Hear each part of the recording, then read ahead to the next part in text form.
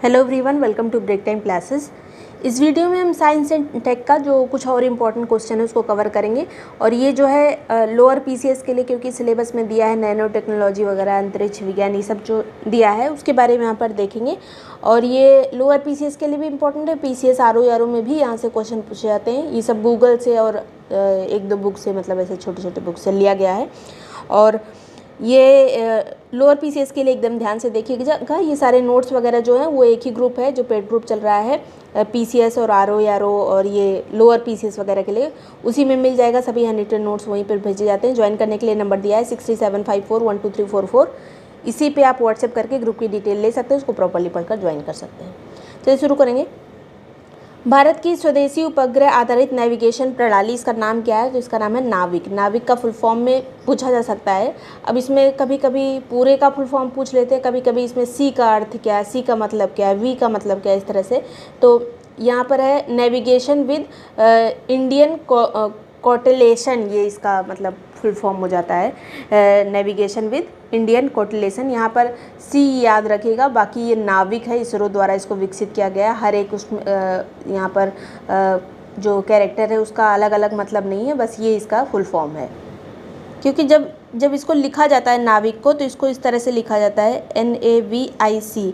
इसमें ये हो जाता है इधर वाला नेविगेशन और ये इधर वाला होता है इंडियन कॉन्स्टलेशन, ये जो भी कहा जाता है इसको। तो नेविगेशन विद इंडियन कॉन्स्टलेशन इसका फुल फॉर्म हो जाता है, ये याद रखिएगा।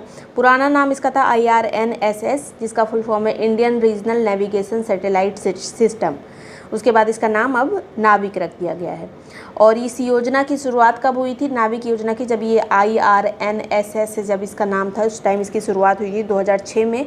और इसके द्वारा इस योजना के तहत जो पहला उपग्रह छोड़ा गया था उसका नाम था IRNSS 1A, और ये जुलाई 2013 में छोड़ा गया था। उसके बाद फिर सातवां एक मतलब रिसेंट वाला जो सातवां छोड़ा गया था वो 2016 में IRNSS 1G छोड़ा गया था। और देश को समर्पित कब किया गया था नाविक को?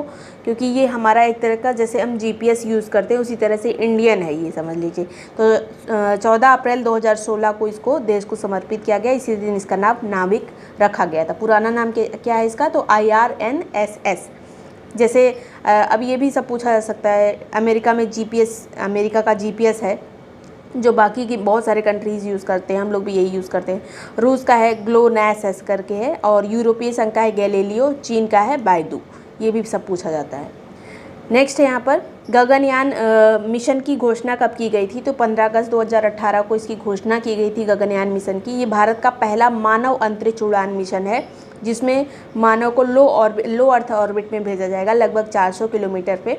और 3 दिन, मतलब 3 दिन का ये वो होगा वहाँ पे, मतलब इंडियन कोई रहेगा, मतलब जो अर्थ है उसकी ऑर्बिट में रहेगा और अर्थ को देखेगा सैटेलाइट से। ये सब है ये गगनयान मिशन। और ये प्रक्षेपण यान कौन सा होगा जिसके द्वारा इसको भेजा जाएगा? तो LVM-3, और ये अगले साल लॉन्च होगा, मतलब अभी डेट फिक्स नहीं है। LVM-M3 से ही जाएगा। कब घोषणा हुई थी ये याद रखिएगा, 2018 में, 15 अगस्त 2018। फिर जो इसमें जो कुछ गगन यात्रियों को चुना गया है, मतलब जो इसमें रहेंगे, तो group captain Prashanth Balakrishnan Nair, group captain Ajit Krishnan, group captain Angad Pratap, wing commander Shubhanshu Shukla. Balakrishnan, Prashanth Balakrishnan, Ajit Krishnan, उसके बाद अंगद प्रताप और शुभांशु शुक्ला, ये 4 लोग हैं जिनको गगन यात्री के रूप में नामित किया गया है। और अभी शुभांशु शुक्ला का नाम रिसेंट में आपने सुना होगा, एक मिशन हुआ था एक्सियोम मिशन 4, ये भी इम्पॉर्टेंट है इसलिए याद रखिएगा। और ये एक्सियोम मिशन जो है ये 25 जून 2025 को लॉन्च किया गया था। और ये इसमें जो है शुभांशु शुक्ला गए थे, जो इंटरनेशनल स्पेस स्टेशन है वहाँ पर गए थे। और किससे गए थे? स्पेस ड्रैगन के उससे गए थे ये। और 15 जुलाई 2025 को ये वापस आए थे। 25 जून को गए थे, 15 जुलाई को वापस आए थे पृथ्वी पर। और ये जो है पहली बार ही कोई ऐसा भारतीय था जो इंटरनेशनल स्पेस सैटेलाइट पे गया था। पहले ये भारतीय थे। वैसे अंतरिक्ष में जाने वाले सेकंड थे, क्योंकि राकेश शर्मा पहले जा चुके थे, अभी हम देखेंगे आगे। और ये जो इंटरनेशनल स्पेस सैटेलाइट है उस पर जाने वाले ही पहले थे। अंतरिक्ष में जाने वाले दूसरे शुभांशु शुक्ला।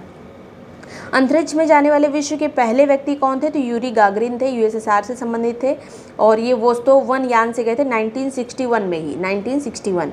और पहली महिला कौन थी? तो वेलेंटीना तेरेस्कोवा, जो कि USSR की थी, 1963 में ये अंतरिक्ष में गई थी। और पहले भारतीय कौन थे? राकेश शर्मा 1984 में गए थे और ये यूएसएसआर के थ्रू ही गए थे। उनका जो मिशन था सोयूज T11, उस मिशन के तहत गए थे राकेश शर्मा जी। कब? 1984 में। और भारत में integrated guided missile development programme की शुरुआत कब हुई थी? अब ये सब भी क्वेश्चन, क्योंकि डिफेंस से रिलेटेड भी क्वेश्चन आएगा, तो यहाँ पे 1983 में शुरुआत हुई थी हमारे जो मिसाइल मिशन है उसकी। इसके जनक कहे जाते हैं डॉक्टर APJ अब्दुल कलाम को कहा जाता है, जिनको हम मिसाइल मैन के नाम से जानते हैं। अब यहाँ पर कुछ कुछ मिसाइलें हैं जिनके बारे में क्वेश्चन घुमा फिरा के पूछा जाता है कभी कभार। तो पृथ्वी मिसाइल 1988 में आई थी ये, और बैलिस्टिक मिसाइल है। बैलिस्टिक का मतलब होता है सतह से सतह, जहाँ पे भी बैलिस्टिक लिखा हो समझ लीजिए सतह से सतह पर वार करने वाली मिसाइल है। और इसकी रेंज पृथ्वी मिसाइल की 150 से 350 किलोमीटर थी बस। उसके बाद अग्नि फर्स्ट आई, ये 1999 में ही इसने मतलब काम करना शुरुआत हो चुकी थी, लेकिन बाद में जो कारगिल वगैरह वाला वार हुआ तो कंप्लीट हुई 2002 में, तो उस पर मतलब अच्छे से काम किया जाने लगा अग्नि पर कारगिल के बाद। और ये बैलिस्टिक मिसाइल है, 700 से 900 किलोमीटर इसकी रेंज है। फिर जो है अग्नि 2 1999, मतलब क्योंकि इसकी भी शुरुआत हो चुकी थी उसी टाइम पे, 2000 से 2003। ईयर वो बहुत ज़्यादा इंपॉर्टेंट नहीं है, बस थोड़ा रेंज याद रखिएगा। अग्नि फर्स्ट की 700 से 900, अग्नि सेकेंड की 2000 से 3000, अग्नि थर्ड की जो कि 2006 की बात है ये 3000 से 3500 किलोमीटर इसकी रेंज है। ये जो है टाइम पे इनको टेस्ट किया जाता रहता है, लेकिन जो पहली बार बनती है उसके बारे में मतलब ईयर वही दिमाग में रखिएगा, वैसे ईयर पूछा नहीं जाता इसका। फिर जो है अग्नि थर्ड की 3000 से 3500, फिर अग्नि 4 की 4000 किलोमीटर, अग्नि 5 5000 प्लस किलोमीटर, फिर अग्नि प्राइम, ये हल्की सी एक मिसाइल है 2021 में मतलब इसको किया गया था, 1000 से 2000 किलोमीटर इसकी मतलब रेंज है। एक है आकाश मतलब इस तरह से भी क्वेश्चन आते हैं, कौन सी सतह से वायु है, सतह से सतह है, कौन सा टैंक है, क्या है। तो ये आकाश जो है सतह से वायु वाली मिसाइल है, 1990 में ये आई थी और ये 25 से 45 किलोमीटर इसकी रेंज है। नाग जो है एक टैंक भेदी हमारा वो है, 1990 में इसको मतलब आया था, शुरुआत हुई थी नाग की। टैंक भेदी है ये 4 से 7 किलोमीटर। ब्रह्मोस जो है 2001 की बात है ये, मतलब अभी जो राष्ट्र को समर्पित किया जाता है वो बाद में किया जाता है, जब सेना में शामिल किया जाता है वो टाइम बाद में का रहता है। इसका डेट वगैरह इंपॉर्टेंट नहीं, बस ये याद रखिएगा। सुपरसोनिक क्रूज मिसाइल है ये। और ब्रह्मपुत्र और मॉस्कोवा जो नदियां हैं भारत की, ब्रह्मपुत्र और रूस की मॉस्कोवा, तो उसका ये ज्वाइंट प्रोजेक्ट है भारत और रशिया का ये।